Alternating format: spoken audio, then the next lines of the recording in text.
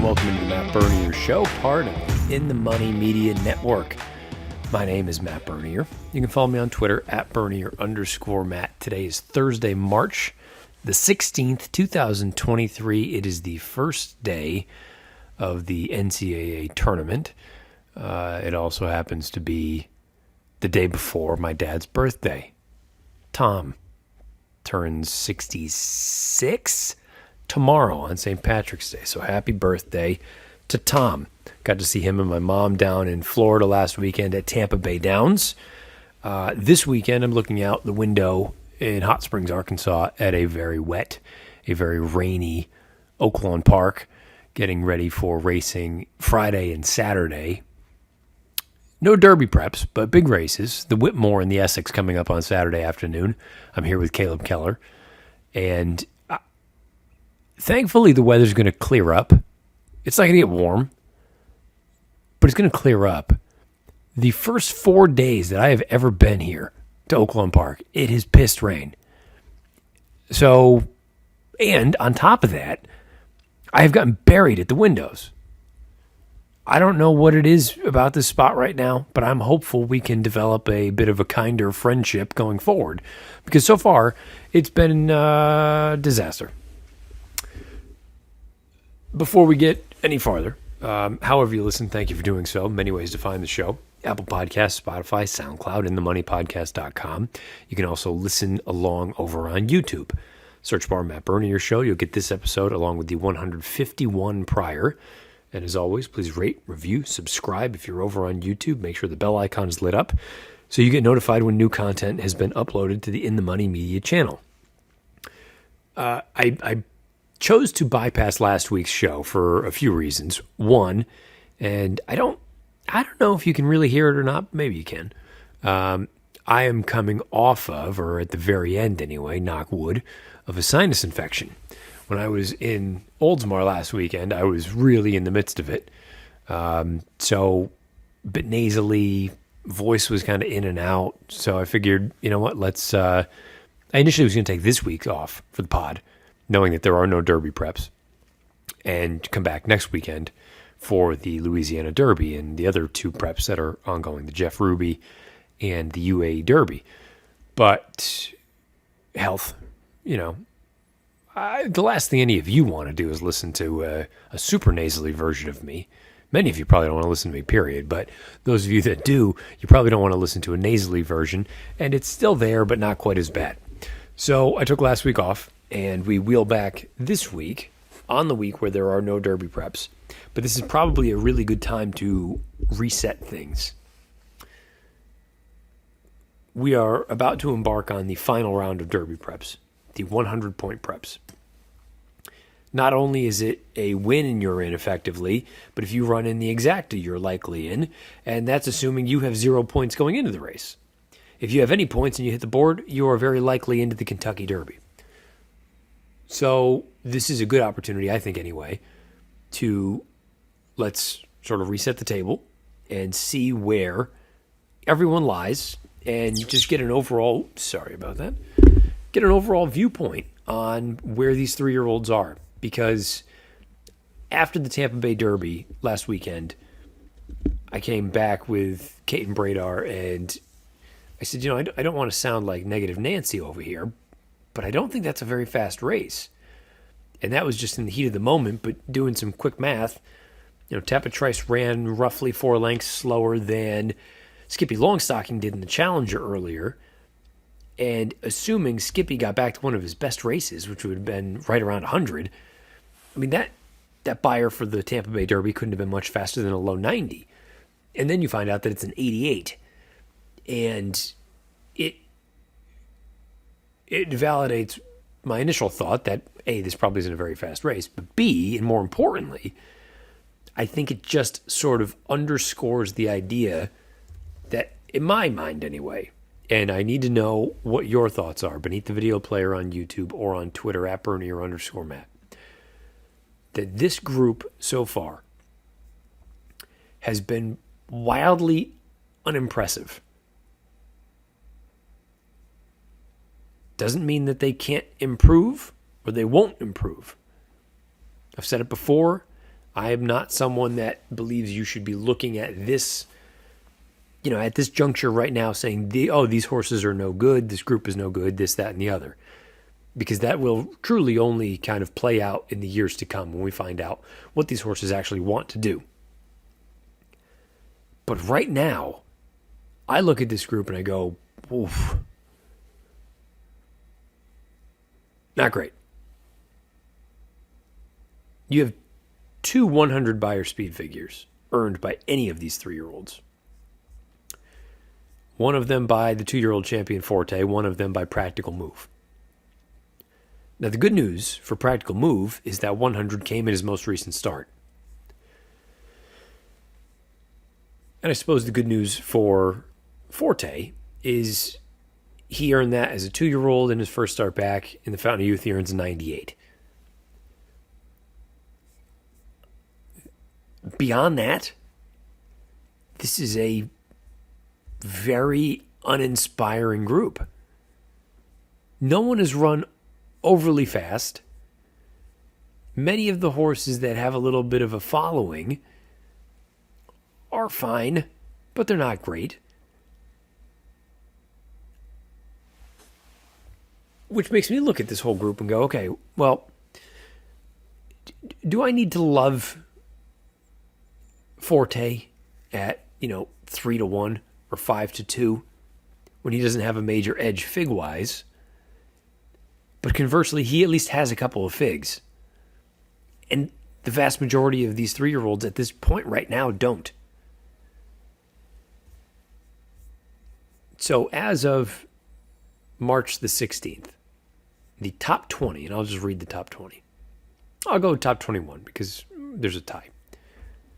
In order: Forte, Instant Coffee, Rocket Can, Hit Show, Litigate, Curly Jack, Blazing Sevens, Arctic Arrogance, Jace's Road, Red Route 1, Victory Formation, Wno, Practical Move, Lugan Knight, General Banker, Two Fills, Shadow Dragon, Dennington, Hayes Strike, Andiamo a Firenze, and Confidence Game are tied. And I guess Hayes Strike is as well, with 7 points. So this picture is going to change dramatically over the next handful of weeks. But I don't think any of these horses are, above and beyond. I think many of them are good, but I don't think they're superstars.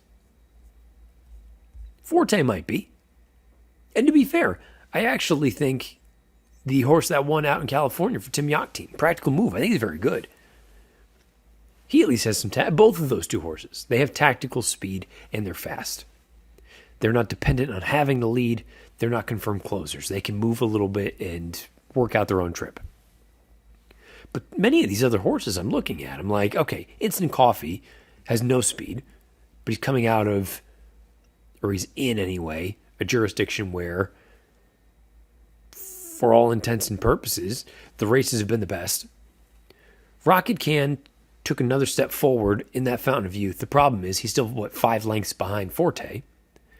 Hit Show ran in New York in his most recent start, won nicely. Where does that stack up? I have no idea. Litigate won the really slow Sam F. Davis. Now, the second and third place finishers of the Tampa Bay Derby came out of that race. But Litigate gets the acid test next weekend in New Orleans. I'll be down there. Curly Jack, I think, is probably the most honest horse in this whole group. But I don't think he's a superstar. Blazing Sevens was terrible at Gulfstream. Arctic Arrogance, I don't think wants to go this far. Jace's Road, if I'm being honest, off the top of my head, I don't even know who that is. I'd have to go back and look. Red Route 1, I've talked about it. He's a confirmed closer. Victory Formation is speed, but I don't know how far he wants to go. Wno, his big win or his big claim to fame was that run in New York in December, and I don't think that race is very good. He beat Arctic Arrogance. Talked about Practical Move. Lugan Knight, again, need to do more work. Some of these names I'm not familiar with. General Banker. Hayes Strike. I know Two Fills, Shadow Dragon, Dennington, Andiamo a Firenze. Andiamo a Firenze, no shot at the 1.25 miles. Nice horse. I believe he's a New York bred as well. Confidence Game. I could not have been more dismissive, I guess you could say. I shouldn't. It makes it sound like I don't think there's any quality in that field that ran in the Rebel here a few weeks ago. And that's not true. But I just didn't think the race was all that good, and he's on his left lead, and it's slop, and it's this, that, and the other, and he just got beat by all the New Orleans horses. My larger piece is I'm still waiting. And maybe nobody is going to jump up and take this thing by the throat latch. Or maybe we already saw it with Forte. Maybe this is far simpler than I'm making it out to be. That it really is. It's Forte and everyone else. But his pedigree, is it really a 1.25 mile pedigree? You watch him run, I don't think that's really a concern, but you never know. Instant Coffee and Tapit Trice. Yeah, and these, by the way, these standings that I just read, they cannot be correct. Daily Racing Form, what are you doing? Get your shit together. They can't be right, because Tapit Trice, his name didn't show up. Okay. That whole thing, we're going to run it right back. Forte, Practical Move, Confidence Game, Angel of Empire, Raise Cane, Tapit Trice, Rocket Can, Red Route 1, Instant Coffee, Classic Car Wash, Sun Thunder, General Banker, Two Fills, Congruent, Hit Show, Go Rocket Ride, Slip Mahoney, Classic Legacy, Curly Jack, Blazing Sevens, and Arctic Arrogance tied for 20th. That makes a lot more sense. I'm looking at it going, some of these other horses, I know other horses have points. Where are they? Okay, now this list makes a little bit more sense. And I'll do the exact same thing. Again, Forte and Practical Move, no issue there. Confidence Game, we saw him. Angel of Empire will run all day long, and I think that's a positive. The concern would be that he's very much like Tapit Trice, that they don't have a lot of early speed. And if it is just a war of attrition, then so be it. But you're going to spot that valuable sort of positioning to Forte and Practical Move. They're always going to have the jump on you. Confidence Game, for that matter, will as well. Excuse me. Raise Cane was the big winner of the race at Turfway. We'll find out how he fares. I assume he'll show up next weekend in the Jeff Ruby. Classic Car Wash ran really well at Tampa.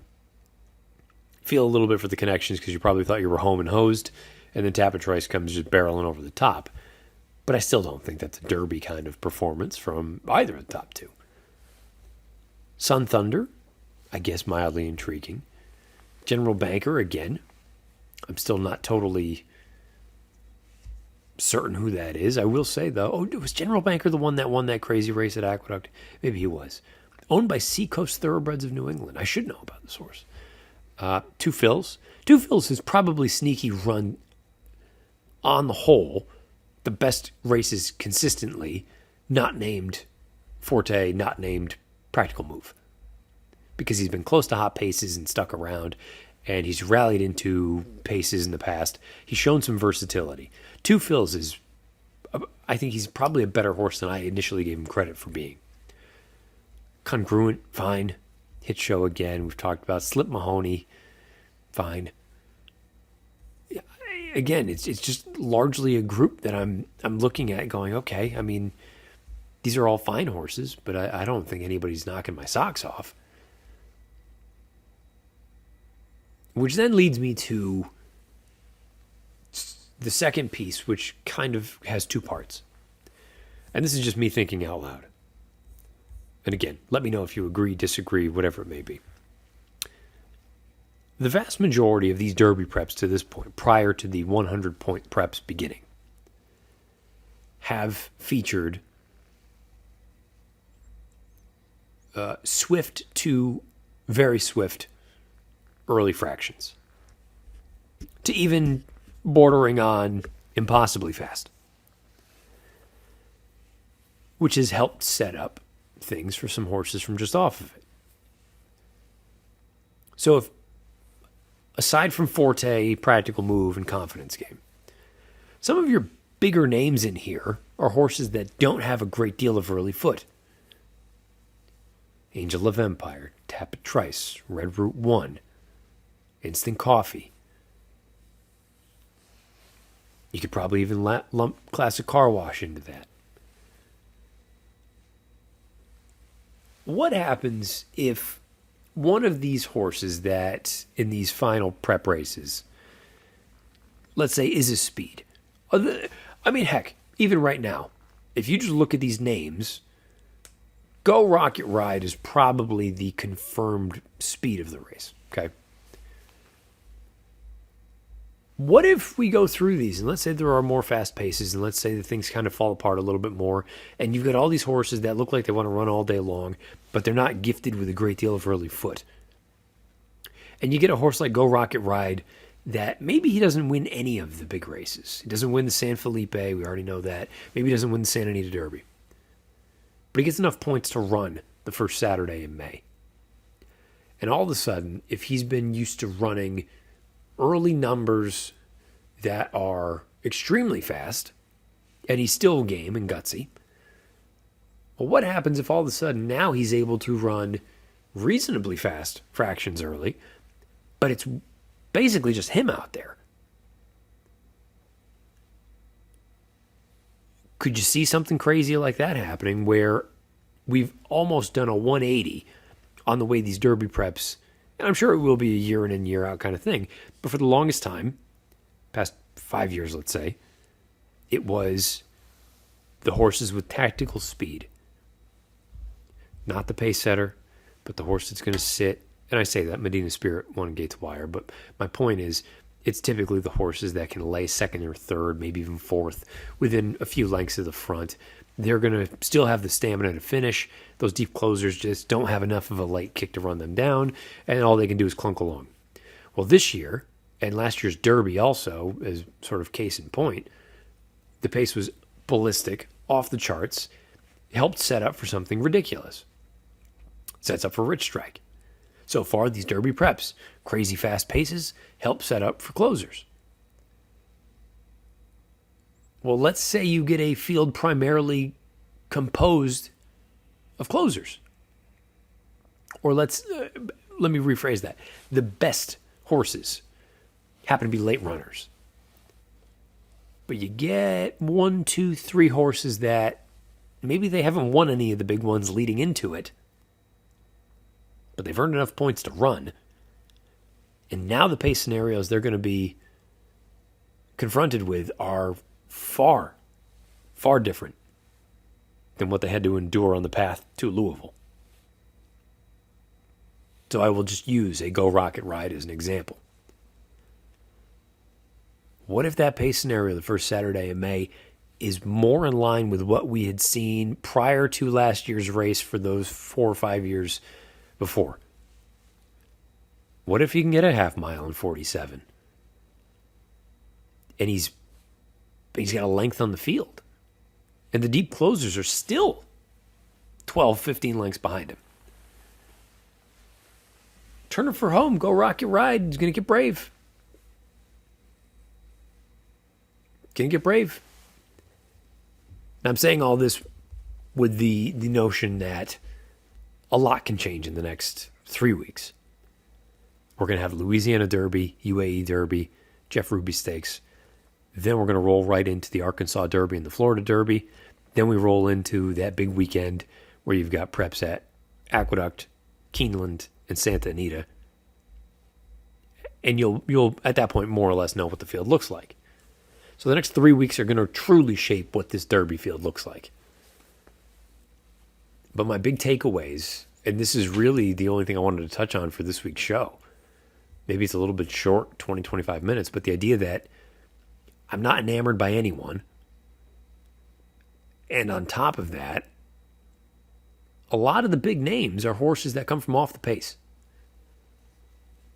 Well, someone has to go to the front in a race like the Kentucky Derby. So why can't a Two Phils continue to earn points? He's done all the dirty work in many of these races. Now, the first Saturday in May the 6th, all of a sudden he's looking around. There's only one horse in front of him, and he's been able to take a breath And you know he can finish a little bit, the way that he ran in the Lecomte. I'm just throwing stuff against the wall, seeing what sticks. It's an off week on the Derby preps, and I think it's just a good opportunity for us to kind of get a lay of the land, do a little bit of reconnaissance, and say, all right, here's where we are. This could look wildly different in 4 weeks' time, or who knows? Maybe things continue on that path of crazy pace scenarios, and you keep getting these closers that come with these big efforts. But I'm not set on anyone just yet. I think this thing is still wide open. It's ripe for the taking. And guess what? There still may be names that are not on this list that have 0 points that may end up popping up. A Kingsbarns for Pletcher. Who knows? Maybe he's the best of the whole lot. I have no idea. There are a handful of names that I would venture a guess. There are a handful of names that aren't on this list yet that will be in the starting gate for the Kentucky Derby. Put it that way. That's my prediction. Let me know your thoughts about the Derby field, where we are on March 16th. Beneath the video player on YouTube or on Twitter at Bernier_Matt. I'm going to dive into the Friday and Saturday cards here at Oaklawn for this weekend. Again, hopefully it dries out. Hopefully Oaklawn and I develop a better relationship than what we have had for my first 2 trips so far to this point down here, because it has been rough. Gulfstream's been very, very good to me. Golden Gate was good to me. Tampa, we broke even just purely on the Shug horse. This place, and also Fairgrounds, I broke even just because of Brendan Walsh's filly in the 3-year-old filly race. That wasn't looking like a great weekend until she showed up. This place has just kicked dirt in my eye. Every day. Maybe it's just a wet track. I don't know. But Oaklawn, come on now. Let's figure this thing out. We still got days. And then I'll be back for the Arkansas Derby. So let's figure it out before then. Thank you for listening as always. Please rate, review, subscribe, thumbs up, thumbs down, 5-star rating, 1-star rating. Doesn't make a difference. Just leave a rating. Obviously, we'd prefer better than not better, but not better would also be known as worse. But that's your prerogative. We just like the interaction from folks. It helps send things and sell things to advertisers and all that jazz. If you're curious, I will be on FanDuel TV again this weekend and basically every weekend until the week following the Kentucky Derby, when I will finally have a little bit of a breather. That's what my May looks. It's a busy time, but May is sneaky going to be an opportunity for me to take a bit of a breath. I'll work right through the Derby, do the Derby for NBC, take the following week off, take the first few days of the next week off, and then go to Baltimore for the Preakness. Might be able to do something for FanDuel, do the Preakness, and then I'm off again for another week. So after all these crazy trips here, there, and everywhere for this, the lead up to the Derby and the Derby Trail, I'll be able to take a little bit of a breath in May, regroup, and then get ready, I believe, for Monmouth. Because unless something changes last minute, which it can certainly happen, I believe I am to be stationed at Monmouth Park this summer with Larry Comas. So, but we have a long way to go before we get to that point. We have a number of big stops ahead of us, and then I've got a 3-week stay in Lexington at Keeneland before the week leading into the Kentucky Derby. So, again, questions, comments, concerns beneath the video player on YouTube or on Twitter at Bernier_Matt. That's going to do it for episode 152 of the pod. Until next week when I chat with you again, either from Logan Airport or from New Orleans, Louisiana, getting ready for the Louisiana Derby. Best of luck however you play, whatever you play, wherever you play. This has been episode 152 of the Matt Bernier Show.